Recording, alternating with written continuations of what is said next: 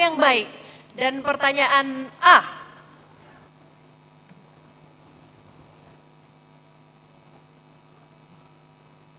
Mohon disimak. Salah satu ciri pemerintahan yang baik adalah memiliki standar pelayanan publik yang baik. Menurut hasil penilaian Ombudsman RI selama 2 tahun terakhir, dalam hal pelayanan publik, semua kabupaten di Papua Selatan masih memperoleh nilai rendah, kecuali Kabupaten Mapi yang memperoleh nilai sedang. Pertanyaannya, upaya apa yang dilakukan paslon untuk meningkatkan penyelenggaraan pelayanan publik, termasuk pelayanan yang inklusif untuk perempuan, anak, disabilitas, lansia, dan masyarakat adat? Sesuai dengan apa yang disampaikan pertanyaan tadi, apabila kami terpilih sebagai gubernur dan wakil gubernur, kami akan mengutamakan pelayanan dasar untuk masyarakat yang memang sangat membutuhkan pelayanan. Tentunya seperti pelayanan pendidikan, kesehatan, ini memang sangat membutuhkan ekstra yang memang dapat diberikan kepada saudara-saudara kita yang membutuhkan pelayanan. Tentunya seperti contoh, ada yang sakit, ini pelayanan harus sama sekali harus pelayanan begitu cepat dilayani karena yang bersangkutan memang yang kena sakit. Kalau pendidikan salah satunya adalah bagaimana anak itu bisa sekolah dan juga mendapat pendidikan yang layak dan bisa melanjutkan pendidikan lanjutan sampai dengan akhir dari pendidikan itu. Yang berikut mungkin juga karena kemampuan dan orang tua itu harus menjadi dukungan juga untuk anak-anak kita yang belajar, sehingga pembelajaran orang tua itu kurang lebih 75% ada di bagi orang tua dan 25% itu ada di guru, sehingga itu patut untuk mendapat perhatian dalam pembelajaran. Saya pikir itu yang dapat saya sampaikan. Dengan subtema 1 lingkungan hidup. Pertanyaannya A. Proyek ketahanan pangan mendorong pembukaan persawahan baru. Hal ini dimaksudkan untuk meningkatkan produksi pangan nasional. Akan tetapi pada saat yang sama ada dampak lingkungan yang muncul, di antaranya meningkatnya emisi karbon, berkurangnya kedaulatan pangan lokal, dan hilangnya penguasaan tanah oleh masyarakat adat. Padahal praktik pertanian masyarakat adat lebih berkelanjutan dan ramah lingkungan karena tidak menggunakan pestisida. Pertanyaannya, bagaimana strategi Bapak untuk menyeimbangkan program nasional dan pada saat yang sama tetap melindungi kepentingan masyarakat adat dan kedaulatan pangan lokal? Terima kasih. Program kami calon gubernur Provinsi Papua Selatan dan wakil gubernur, kita pertama utamakan lahan-lahan tidur yang sampai saat ini belum digunakan, baik di Kabupaten Merauke, lantas di Kabupaten Mapi, tentang ketahanan pangan. Dan untuk lahan-lahan yang baru yang dibuka, kita harus belajar tentang konservasi, karena lahan ini kita akan merubah ekosistem itu sendiri. Ekosistem ini dia akan mengancam kehidupan di sekitar kita, baik kepada manusia sendiri maupun kepada hewan atau marga satwa yang ada. Dan ini perlu ada penelitian yang khusus, sehingga pada saat membuka lahan baru itu harus kita koordinasi juga dengan masyarakat, karena di Papua ini tanah itu berhubungan erat dengan manusia, sangat berhubungan erat, tidak bisa dipisahkan antara kehidupan dusun dengan manusia di Papua itu sendiri. Sehingga pemerintah menjadi fasilitator untuk menjembatani dan juga menghargai hak masyarakat itu sendiri. Terima kasih. Dengan subtema 2 perlindungan perempuan dan anak. Pertanyaan C. Kasus kekerasan terhadap anak masih menjadi isu yang mengkhawatirkan di Papua Selatan. Hal ini disebabkan karena masih minimnya program perlindungan dan pemenuhan hak anak, sehingga masih banyak anak-anak yang belum dapat mengakses layanan pendidikan dan kesehatan berkualitas, serta tidak terpenuhinya hak tumbuh kembang mereka, termasuk hak bermain dan belajar. Pertanyaannya, Program apa yang akan paslon jalankan untuk meningkatkan perlindungan dan pemenuhan hak anak, serta bagaimana paslon akan memastikan pelaksanaannya hingga ke tingkat kampung? Ada dua monster besar yang menjadi pembunuh anak-anak kita. Dan monster itu tidak kelihatan. Dia memukul orang yang tidak rasa sakit. Yaitu yang pertama, minuman keras, miras. Yang kedua itu adalah Ibon. Dan kedua, si Joli ini merupakan kerabat karib yang sedang menghabisin anak-anak kita sekarang. Khususnya anak orang asli Papua. Oleh sebab itu, kita juga sudah siapkan program strategis yang pertama. Bagaimana kita bekerja sama dengan dinas terkait atau badan-badan terkait untuk membangun rumah-rumah singgah. Sebab mereka dibina di sana. Mereka ketika dibawa tidak bisa dibawa pulang ke keluarga, tidak bisa dibawa pulang ke orang tua. Karena orang tuanya telah gagal mengasuh anak itu. Maka tetap kita siapkan sebuah rumah-rumah singgah untuk mereka. Baik di tingkat kabupaten sampai pada tingkat distrik masing-masing. Jelas itu akan disiapkan rumah-rumah singgah. Dan di sana akan disiapkan tenaga-tenaga yang profesional. Untuk bagaimana mereka bisa mengasuh, membina, dan membimbing anak-anak ini supaya mereka bisa boleh bertumbuh, menjemput bagaimana ke depan Indonesia emas, juga Papua Selatan juga akan menjadi Papua Selatan emas di tahun 2045 mendatang. Sekian dan terima kasih. Pertanyaannya adalah subtema kebudayaan. Dan pertanyaan C. Boleh saya bacakan pertanyaannya? Kami mengingatkan Bapak untuk menyimak dengan seksama karena pertanyaan hanya akan dibacakan satu kali saja Bapak. Desain pendidikan yang ada saat ini masih lebih banyak menggunakan pendekatan yang seringkali kurang sensitif dengan budaya lokal di Papua Selatan. Padahal untuk menghasilkan pembelajaran yang bermakna, pendidikan perlu disesuaikan dengan konteks lingkungan di mana anak berada.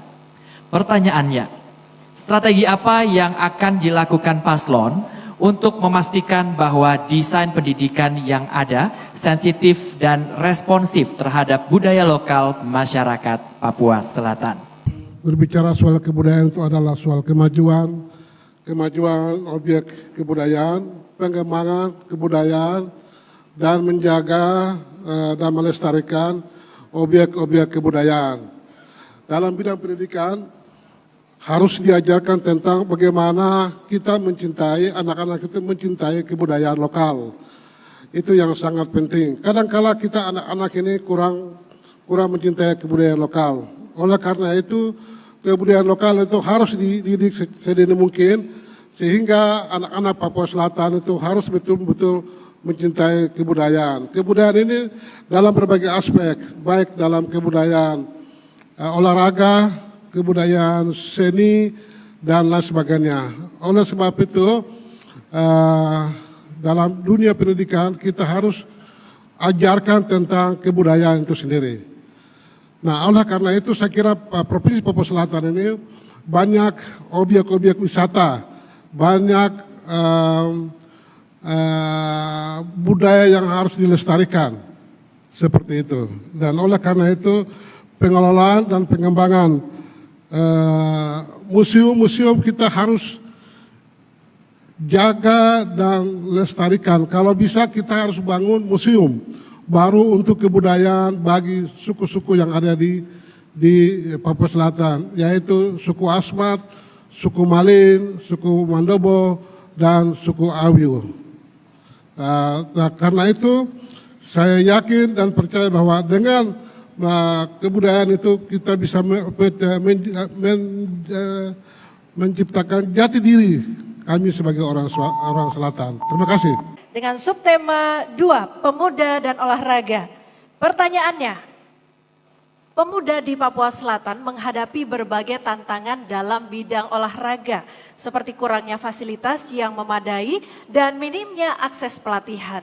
Data menunjukkan bahwa meskipun ada 30 orang atlet yang bisa berpartisipasi dalam Pekan Olahraga Nasional PON di Aceh tahun 2024, tetapi alokasi dana pengembangan olahraga masih minimal.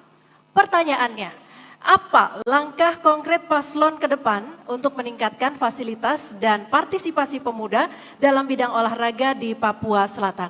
Baik, terima kasih. Untuk calon gubernur dan wakil gubernur nomor urut 3, kita akan perkuat KONI, Komite Olahraga Nasional Indonesia, di mana cabang olahraga ini harus diperkuat. Karena kita tahu bahwa atlet-atlet terbanyak yang ada di Provinsi Papua itu dulu berasal dari Papua Selatan. Sehingga program kami ke depan, 1, bangun sarana prasarana olahraga di 4 kabupaten. Yang kedua, kami siapkan pekan olahraga untuk bisa mencari bibit-bibit atlet atau bibit-bibit olahragawan yang besok bisa kita tampilkan untuk ke pekan olahraga nasional ataupun internasional. Lantas yang berikut bahwa yang ketiga, kita siapkan juga fasilitas yang memadai sehingga olahraga ini itu membutuhkan skill, membutuhkan keterampilan.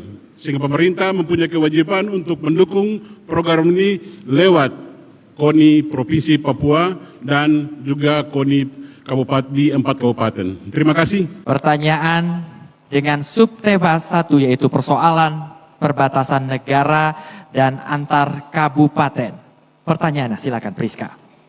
Fasilitas di kawasan perbatasan Papua Nugini Indonesia di distrik Sota kini telah diperbaiki dan bisa dilintasi masyarakat dari kedua negara. Aparat perbatasan mengelola pos-pos dan mendata masyarakat pelintas batas terkait aktivitas pendidikan dan ekonomi. Namun masih ada permasalahan administrasi yang mempengaruhi status kependudukan dan kewarganegaraan masyarakat di kedua negara.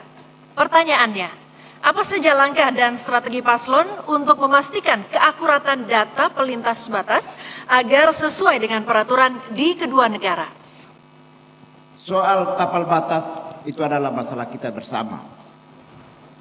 Perlu diketahui bahwa pihak Kementerian Dalam Negeri bekerja sama dengan pihak Kementerian Luar Negeri sudah semaksimal mungkin memperhatikan daerah-daerah tapal batas negara. Yang memang kita di Papua Selatan telah mendapatkan satu keistimewaan, yaitu ada pos lintas batas negara di Sota dan juga pos lintas batas negara di Ninati. Namun kami juga akan perjuangkan terkait dengan persoalan lintas batas wilayah laut. Yang ada hanya pos Angkatan Laut di Torasi, tapi kita upayakan ke depan harus menjadi pos lintas batas negara untuk wilayah laut. Itu program kita akan prioritaskan ke sana. Yang berikut terkait dengan para pelintas batas. Setiap hari kelihatan ribuan orang yang melintasi batas. Namun semuanya tidak diidentifikasi secara jelas. Mengapa demikian? Karena semuanya punya hubungan tali temali persaudaraan, hubungan adat yang berada di wilayah Indonesia, juga yang berada di wilayah Papua. Mereka punya hubungan komunal, hubungan adat yang sangat erat, punya hak ulayat, tidak membatasi batas negara mereka, tetapi mereka melihat dari hak ulayat mereka masing-masing. Oleh sebab itu, patut kita pertanyakan, kira-kira hak-hak yang namanya hak Yusangwinis dan hak Yusoli itu ada di mana? Sementara asas ini diakui oleh negara, dua asas ini. Maka kita juga akan perjuangkan untuk bagaimana mereka yang lahir di sana, dan juga kita akan perjuangkan bagaimana mereka punya keturunan dari sini tapi mereka kebetulan lahir di sebelah. Ini juga perlu kita data ke depan, sehingga asas Yusangwinisnya tetap kita akan persatukan mereka ke depan. Terima kasih. Dengan subtema 2, pemberdayaan masyarakat dan kampung. Pertanyaan C. Papua Selatan merupakan daerah yang memiliki potensi kerajinan kria. Kria merupakan bagian dari pengetahuan dan budaya lokal yang perlu dilestarikan. Pada saat yang sama, industri kerajinan ini juga memberikan ruang bagi perempuan adat di kampung untuk terlibat dalam kegiatan ekonomi. Akan tetapi, saat ini masih terdapat hambatan baik dari segi produksi dan pemasaran. Pertanyaannya, bagaimana strategi Paslon untuk mendorong industri kerajinan tradisional sebagai bagian dari upaya menjaga pengetahuan lokal dan peningkatan ekonomi masyarakat kampung? Undang-undang khusus sudah jelas dikatakan bahwa tentang pemerintahan kampung. Jadi tugas kita, saya dengan Pak Darius, adalah untuk membentuk lembaga-lembaga adat kampung, lembaga-lembaga adat supaya dari sana akan dilakukan kontribusi bagi masyarakat kampung. Karena selama ini masyarakat kampung itu tidak dilihat, diabaikan. Oleh karena itu di dalam undang-undang khusus diamanatkan wajib dan harus untuk membentuk lembaga-lembaga kampung dan penata administrasi pemerintahan kampung. Sehingga manajemen kampung itu di dalam kelembagaan pembentukan lembaga adat itu dapat berjalan sebagaimana mestinya. Kemudian lembaga adat kampung dan masyarakat hukum adat itu harus kita bangkit, kita kembangkan melalui lembaga-lembaga adat yang ada di kampung-kampung. Kemudian pembangunan kampung-kampung dan wilayah-wilayah perkampungan itu harus benar-benar disinkronkan agar terjadi satu harmonisasi di dalam pembangunan kampung itu sendiri. Terima kasih. Harmonisasi pembangunan kabupaten, pertanyaan B. Dan kami mengingatkan Bapak untuk menyimak dengan seksama karena pertanyaan hanya akan dibacakan satu kali. Penggunaan dana otonomi khusus Papua masih sering tidak tepat sasaran, padahal pemerintah telah menerapkan strategi sinkronisasi, harmonisasi, evaluasi, dan koordinasi atau SHEK. Hal ini berdampak terhadap pembangunan di Papua Selatan. Pertanyaannya, bagaimana Paslon memaksimalkan strategi SHEK sehingga penggunaan dana otonomi khusus bisa lebih optimal dampaknya bagi kesejahteraan masyarakat di Papua Selatan? Baik, terima kasih. Saya pikir dana otonomi khusus sudah sangat jelas. Itu peruntukan untuk masyarakat kita, khususnya orang asli Papua. Pemberdayaan ekonomi itu yang kami junjung tinggi, tentunya dengan membuat kegiatan-kegiatan ekonomi kreatif daripada masyarakat, khususnya masyarakat orang asli Papua. Hal ini berdampak untuk bagaimana mereka bisa punya kontribusi untuk mengembangkan ekonomi itu dan meningkatkan taraf hidupnya. Karena ini juga menyangkut dengan hak-hak dan kelayakan daripada kebutuhan sehari-hari. Ini juga bagian daripada apa yang mereka nanti melaksanakan kegiatan tersebut, tentunya berdampak pada keluarga. Contoh seperti pembuatan kreasi ataupun noken yang mungkin bisa itu menjadi bahan untuk bisa dijual dan itu juga mendapat hasil dan dibutuhkan oleh semua orang juga, bukan hanya konsumsi rumah tangga, namun itu juga bisa jadi muatan-muatan yang positif bagi saudara-saudara kita yang lain. Hal ini juga berdampak pada ekonomi kerakyatan yang memang itu menjadi tujuan kami nanti ke depan. Tentunya kita perkuat dengan dana-dana otsus yang ada ini, kita bisa turunkan kepada masyarakat kita sehingga mereka juga bisa menikmati pemberdayaan ekonominya bisa meningkat dengan apa yang mereka lakukan nanti setiap saat. Demikian mungkin itu yang dapat kami sampaikan. Terima kasih.